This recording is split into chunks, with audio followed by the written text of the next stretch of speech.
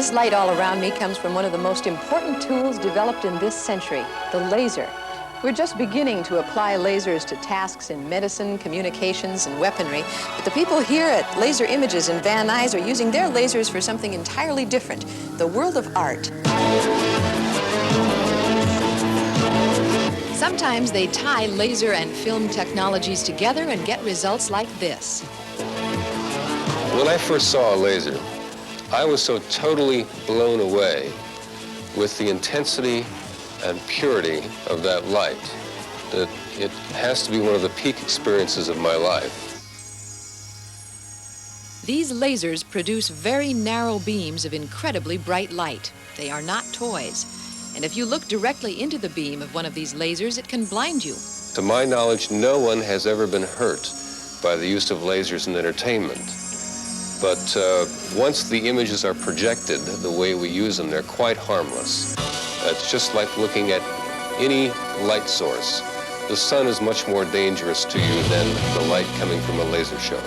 Laser radiation is often feared as being some kind of nuclear radiation, and that simply isn't true. It's all light. On the inside of the huge copper dome of Griffith Park's planetarium, Laser Images presents the spectacle for which it's most famous, the Laserium Show.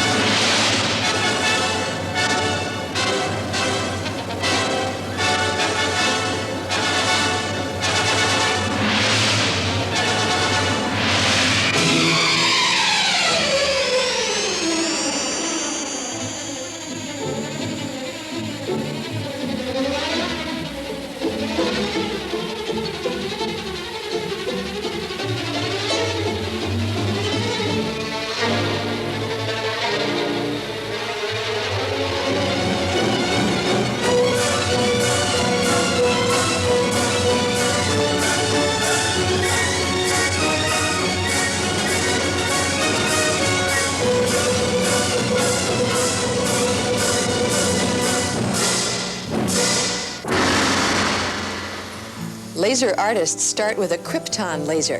Then they run its light through a prism, which separates it into its component colors. We're using a krypton ion laser. Krypton laser produces 4 discrete colors of light: red, yellow, green, and blue. This is a red laser dot. I've selected one of the colors of the laser, and we're putting it through an oscillator, which is an electronic device that creates circles.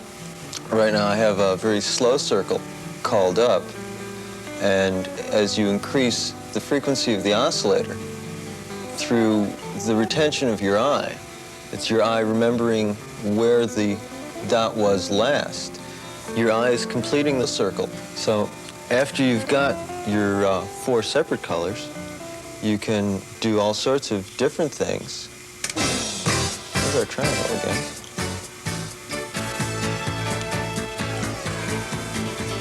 A whole variety of different images, most of which we've seen before.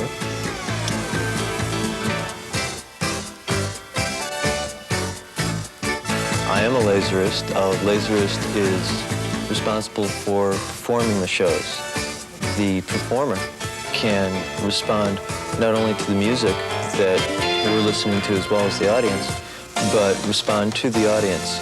So if you've got a good crowd, you give them more. Well, there it is, and we've done that all with the light from a single laser. We generate words or logos by means of a computer program. This pen is connected to what's called a bit pad, which allows me to draw a design and store that design in a computer. We enter up to 256 points for each image, 1 point at a time.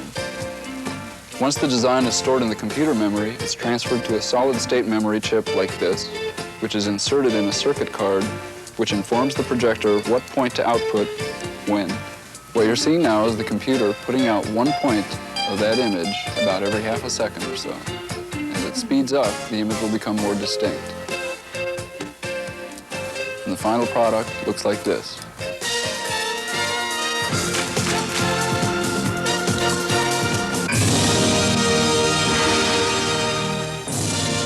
I think the ultimate multimedia entertainment involving lasers as well as other media will take place in space. At the hub, let's say, of a space hotel or a space colony in zero gravity, where instead of having the images projected on a dome, the audience will fly among images projected into space around them, and maybe even control those images with their thoughts.